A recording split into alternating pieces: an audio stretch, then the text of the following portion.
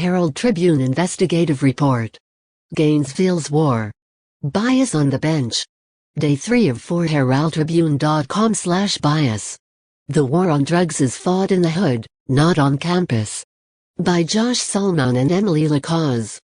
Gainesville, on a Saturday night near the University of Florida campus, throngs of college students roam noisy streets lit by bars and restaurants. They cram popular hangouts like the Social at Midtown. They party outside the Alpha Tau Omega fraternity house. They dance in an empty parking lot, animated by hip-hop from a white Honda Civic, its doors flung open and fuzzy dice hanging on the rearview mirror.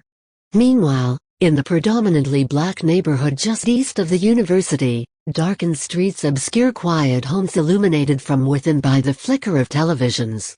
Lone bicyclists slice through the neighborhoods, outnumbering vehicle traffic at a rate of 2 to 1. Even the main thoroughfares lack signs of life beyond the few gas stations and liquor marts. No loud parties. No blatant intoxication. No horde of wild youth. But while studies show college-age adults in both communities use drugs at identical rates, it's here in East Gainesville where police make the majority of drug busts. See Judges, A5. Off-campus nightlife. HT staff photos / Emily Lacaze. Bias. On the bench. Tuesday, December 13, 2016 A5. Judges. Continued from A1. The students can get away with just about anything they want, said University of Florida history professor Paul Ortiz. There is a different style of policing in East Gainesville versus West Gainesville versus the University of Florida. College-aged blacks off campus are 9 times more likely to be arrested for drugs than their white peers at UF, according to a Herald Tribune per capita analysis of arrest records maintained by the state. They are 4 times more likely to be arrested than black UF students. That's despite a university that consistently earns a spot on Princeton Review's list of top party schools nationwide, in part because of campus drug use. Once in court, blacks from the ages of 18 to 30 face more obstacles at every step. Because they're arrested more often, those with darker skin often have longer rap sheets, leading to fewer opportunities for pretrial drug programs and, ultimately, longer sentences than their white peers. For hard drugs like cocaine, whites and blacks arrested by campus police don't spend any time behind bars, while college-age blacks busted by city police average 236 days and whites average 76 days. It's the white folks system, said Larry Bird, a retired, black Alachua County jailer who lives in East Gainesville. The system is made for white folks by white folks. The Herald Tribune reviewed hundreds of thousands of drug cases compiled by court clerks and the Florida Department of Corrections to compare the racial discrepancies in Alachua County with other Florida counties. Reporters also examined more than 8,000 drug arrests among defendants ages 30 and younger in the Gainesville area since 2004. Reviewed nearly 600 misdemeanor marijuana arrests by city and university police in 2014 and interviewed more than a dozen people involved in Alachua County's criminal justice system. The analysis showed broken vertical bar law enforcement in Alachua County takes the war on drugs to the black communities, targeting those with darker skin for petty infractions that ultimately spur a drug search. 3/4 of those arrested for misdemeanor pot by the Gainesville Police Department in 2014 and 2015 were black. The stop-and-search tactics produce at least 1 arrest every day, a constant pressure that has left the black neighborhood feeling persecuted and fatigued. Broken vertical bar at the university, police are less aggressive in their search for drugs, relying instead on complaints. Even then, few minor drug busts end in arrest and even fewer in conviction. Unlike residents of the black neighborhood, students feel police are there to protect them.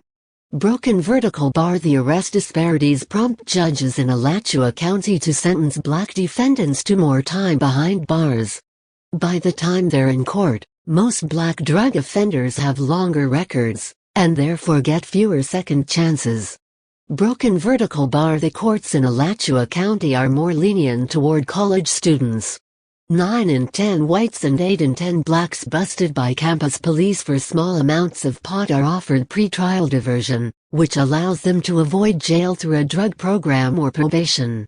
8 in 10 college-age whites arrested off campus by Gainesville police also get the same benefit. But that reprieve drops to a rate of 5 in 10 for college-aged blacks busted in the city. Broken vertical bar. Some in the community have begged the sheriff and prosecutor to stop enforcing misdemeanor marijuana laws, but they refuse. Critics claim that is because the war on drugs is so lucrative. Drug enforcement justifies officers' salaries.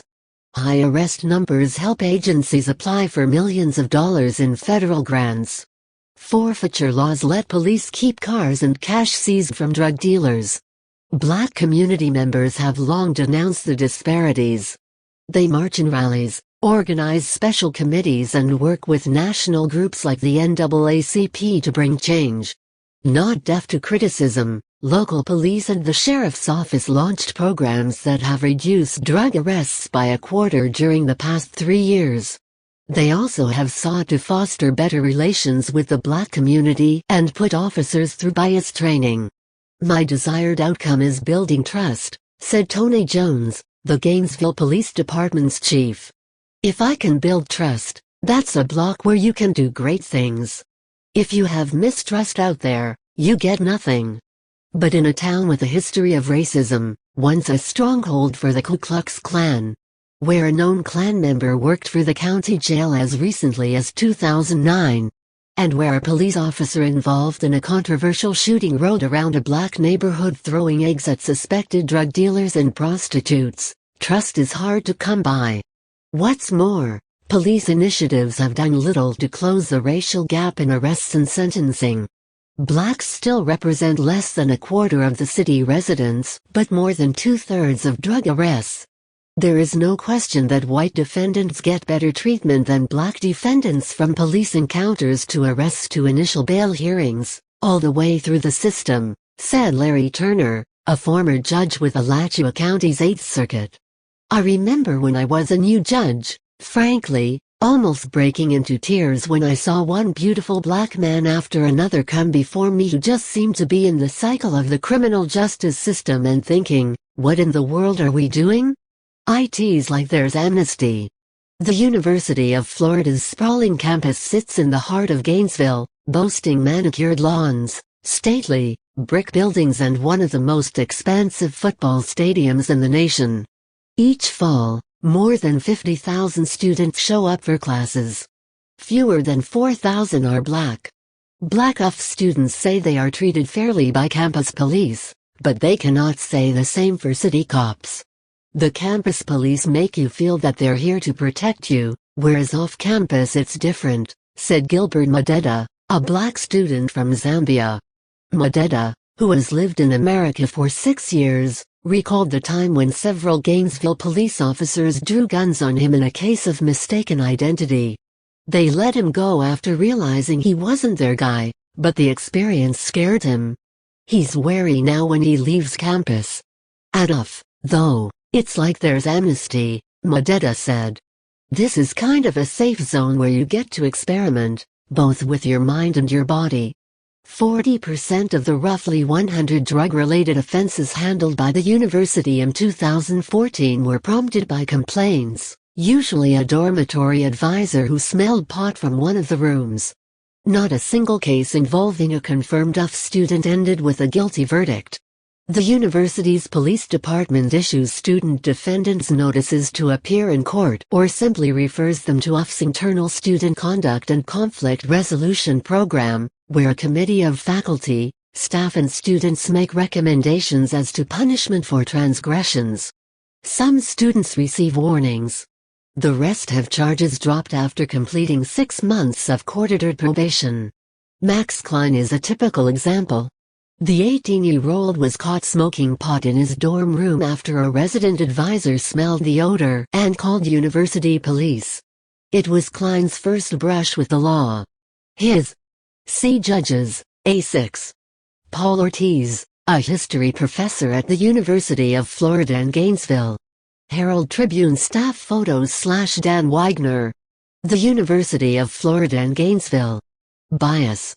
On the bench. Tuesday, December 13, 2016A6. Bias.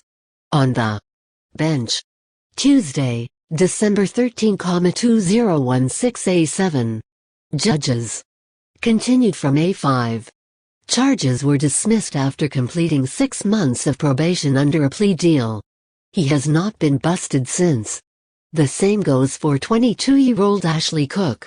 She was caught smoking a joint at a concert by a plainclothes university police officer. It was Cook's second run-in with law enforcement. Her first was possession of alcohol as a minor, but a judge in that case withheld her guilt. Like Klein, Cook also saw her pot charges dismissed after a 6-month probation under a plea deal. There is nothing else on her criminal record. Then there's William Donelan. Police stopped the 31-year-old UF medical student in April 2014 for speeding. They found 2 pounds of marijuana in a vacuum-sealed package under his seat.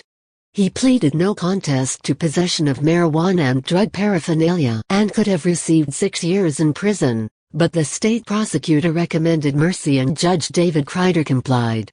He gave the white student 2 years of probation instead. University students of both races say campus police